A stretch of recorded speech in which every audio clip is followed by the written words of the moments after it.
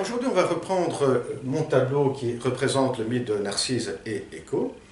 Cette fois-ci, pour introduire une question que Lacan va développer dans son séminaire intitulé La logique du fantasme, où il va décortiquer cet énoncé qui est « il n'y a pas d'acte sexuel », qui par après va devenir « il n'y a pas de rapport sexuel ».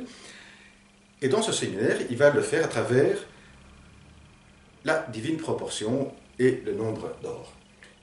Reprenons deux questions que j'avais soulignées dans ce mythe de Narcisse et Écho, qui est la symétrie et l'asymétrie, et l'asymétrie. Donc la symétrie et la symétrie avec apostrophe. La symétrie, vous l'avez, car du côté de Narcisse, c'est le reflet de sa propre image qui est en premier plan. Du côté d'Écho, c'est le reflet de la voix. La symétrie, donc avec un L apostrophe, eh bien, c'est qu'aucun des deux peut atteindre l'objet désiré, convoité. Et donc là, il y a une asymétrie qui se présente. Maintenant, on va voir comment, à partir de cette représentation que j'ai faite, donc de cette peinture, on peut découper ce qu'on va appeler la divine proportion. Bon, c'est peut-être le cas avant d'expliquer d'une manière simple qu'est-ce que la divine proportion. Eh bien, ici vous avez un segment C que vous allez le partager en deux. Un grand, donc ici un long segment A, et un petit segment B.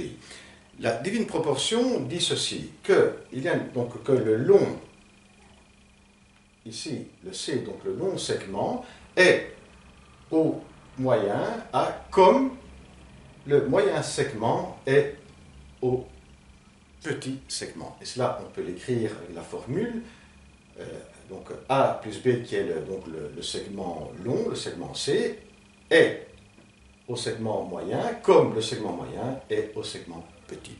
Et quand vous allez avoir les chiffres réels de ce segment et de cette partie du segment, eh bien, vous allez obtenir le nombre d'or, qui correspond à 1,61. Voyons maintenant du côté de mon tableau, de comment est-ce qu'on peut extraire, découper ce tableau grâce à la divine proportion.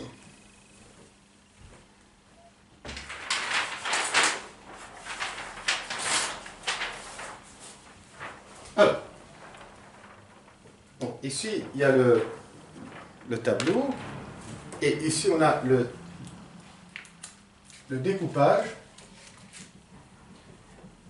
Alors, le découpage, on va le faire à partir des corps, c'est-à-dire de la tête de Narcisse jusqu'au début du reflet sur le plan d'eau qu'on voit ici les pieds. Donc, c'est de cette partie ici à cette partie ici. Et là,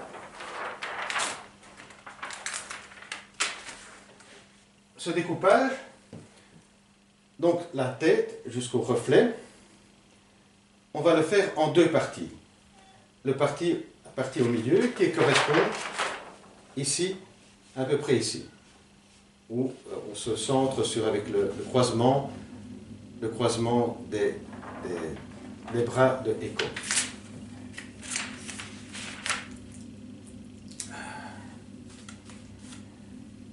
Alors, donc on reprend le segment, donc ici, qui traverse la peinture et les deux corps. Bien, cette partie-là, elle mesure exactement 54 cm,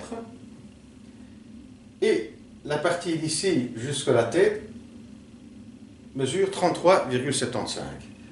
De même, c'est le reflet, donc c'est le reflet symétrique parfait. D'ici jusqu'au reflet, il y a 37,75, et de toute évidence, ici, c'est toujours 54 centimètres. Alors, rappelons-nous de la divine proportion. Donc il y a le segment ici principal, les deux segments. Il faut le partager en deux parties. Donc, une partie longue, c'est cette partie qu'on appelle moyenne, hein, une partie ici plus grande, celle-ci, et l'autre c'est le partie petite, le petit segment. Et cela, on peut construire cette partie-ci. Hein, quand vous avez un premier segment, eh bien, vous pouvez toujours construire vous-même, avec la géométrie, vous pouvez toujours construire l'autre petit segment qui vous permet d'obtenir le nombre d'or. Comment est-ce qu'on fait? Ben, vous avez donc un premier segment, vous allez le diviser en deux. Donc ici, c'est 33,75, et vous avez comme ça, de cette sorte, un carré. 33,75, 33,75, et vous avez le carré. Ce que vous allez faire, c'est diviser ce grand segment en deux parties. Même partie, donc 16,87 et 16,87. À partir de là, vous pouvez prendre une ficelle.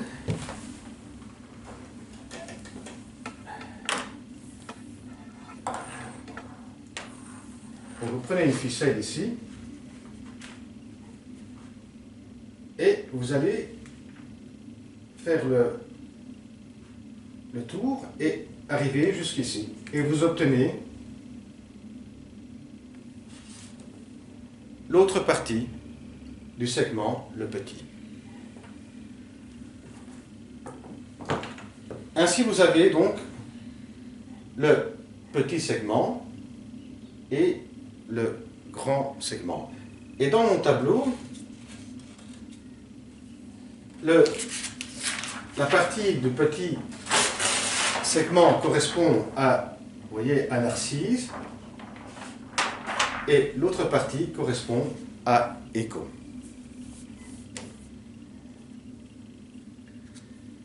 Maintenant, on va faire les calculs. Donc cette fois-ci, on va vraiment prendre ces mêmes données qu'on a ici. Donc ici, c'est 20 cm,25. Donc cette partie ici de corps de Écho de Narcisse est de 20 cm,25. L'autre partie de Écho est de 33,75. Alors,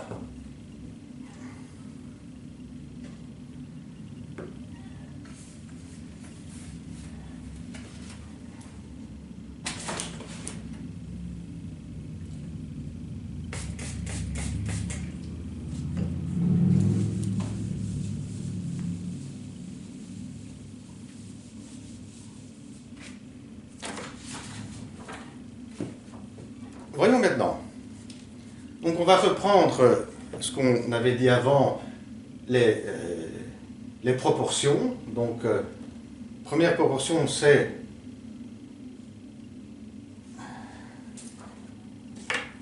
attendez.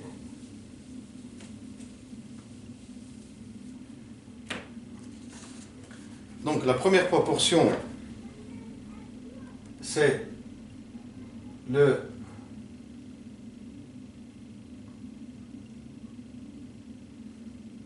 long segment qui est de 54 cm.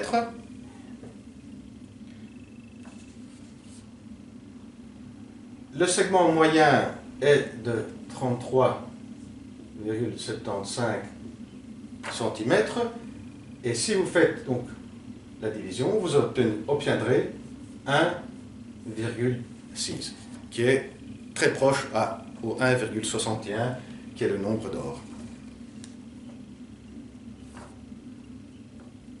Et cela était écrit d'une manière mathématique, comme le A plus B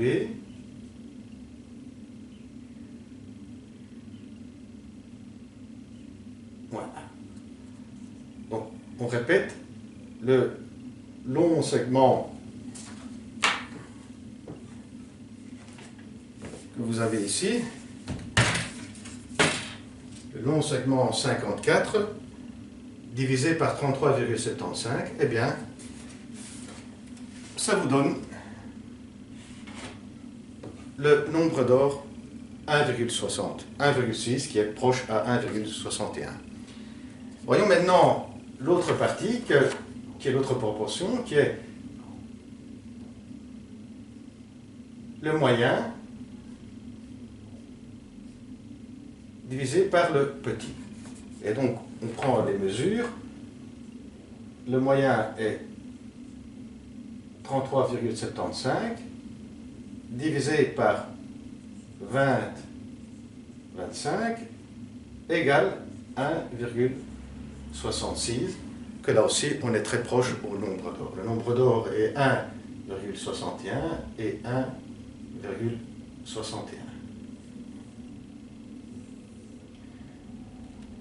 Alors, qu'est-ce qu'on voit déjà ici, dans cette divine proportion? C'est qu'il y a une symétrie entre les résultats. Vous obtenez toujours le nombre d'or avec deux données qui sont asymétriques. Et c'est là la divine proportion.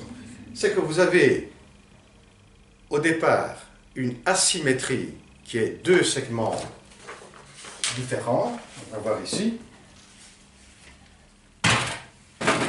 Donc au départ, vous avez deux segments différents, qui est la symétrie. Narcisse et Écho, comme on disait, il y avait une asymétrie, car chacun ne peut obtenir ce qu'il veut obtenir. Il y a quelque part un ratage, et en même temps, grâce à cette proportion, divine proportion, vous avez une symétrie parfaite, qui est le 1, le nombre d'or, 1,61. Et cela est de même pour ici. Alors, c'est très intéressant parce que ici, c'est autour plutôt du reflet de la voix, et ici, c'était du côté du reflet de l'image. Le regard et la voix. Le regard et la voix, que ce sont pour Lacan deux objets petit a. Eh bien, le nombre d'or correspond pour Lacan à l'objet petit a. C'est-à-dire, c'est ce qui va nous pousser, ce qui donne l'illusion de la symétrie, donc de pousser de pouvoir faire un avec l'autre. Et c'est exactement cela qui nous pousse aussi à aimer, donc à vouloir convoiter l'objet du désir, à aimer l'objet du désir. Et dans ce cas-ci, les deux objets petit a sont le regard et la voix. Le regard pour Narcisse, la voix pour Écho. Et pour terminer, on va voir maintenant que pour Lacan, qu'est-ce qui va par contre être en amont de la symétrie. Donc ici c'est la symétrie, on voit bien donc cet objet petit a, le nombre d'or, on reprend ici, le nombre d'or, objet petit a, est ce qui donne la symétrie. C'est la symétrie, c'est ce qui nous pousse à croire, avoir l'illusion de pouvoir faire un. Mais qu'est-ce qui par contre est le ressort de l'asymétrie avec apostrophe, qui ne donne pas la symétrie? Eh bien, c'est l'envers de cela. Si maintenant vous prenez ces formules et vous allez les inverser, c'est là qu'on a la symétrie. Eh bien, si vous allez toutes les inverser, vous pouvez le faire. On prend celle-ci, 20 divisé par 33,75, eh bien, vous allez obtenir 0,625. Qui se rapproche à ce nombre, le nombre d'or, mais inverti. C'est l'inversion. Et c'est ce que Lacan appelle, et c'est aussi dans les formules mathématiques, c'est moins phi.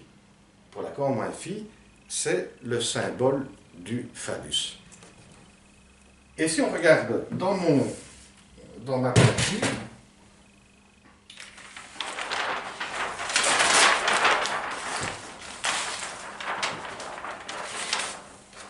alors si on regarde ici dans ma peinture, il y a un trompe-œil, c'est-à-dire qu'il y a une partie qui peut nous laisser quelques doutes sur ce qu'elle représente.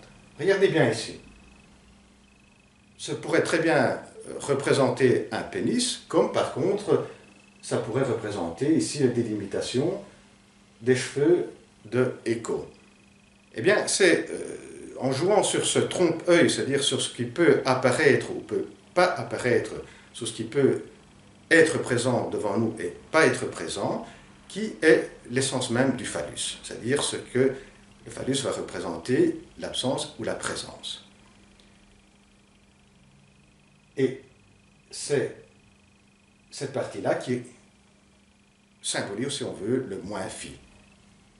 En d'autres termes, le ressort de la non-symétrie, de l'asymétrie, avec l'apostrophe. Et donc,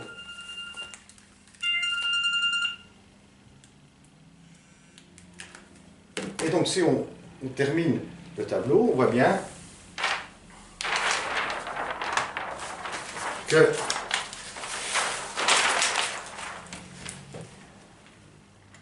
dans ces divines proportions, on a bien vu donc que si du côté de Narcisse, de Eco, la symétrie est donnée par le reflet, et en termes psychanalytiques, c'est l'objet petit a qui est le regard et la voix, Narcisse le regard, Eco la voix, et la non-symétrie, la symétrie, c'est-à-dire ce qui, dans la conjonction des deux corps, dans ce qu'on appelle l'être ensemble des deux corps, eh bien, il y a, si on peut dire comme ça, ce qui empêche à l'un comme à l'autre de faire un. Donc, on répète, l'objet petit a, du côté de la symétrie, est ce qui nous donne l'illusion de pouvoir faire un. Le phallus, par contre, est ce qui va mettre en échec ce pouvoir faire un. Car l'un comme l'autre, dans ce qu'on appelle une relation sexuelle, cherche ce que l'autre ne recherche pas. L'homme, c'est l'être le phallus, et la femme, c'est avoir le phallus. Et c'est des questions qu'après Lacan reprendra d'une manière beaucoup plus précise, sous un abord plus logique, dans l'expression « il n'y a pas de rapport sexuel ». Eh bien, à la prochaine vidéo. Au revoir.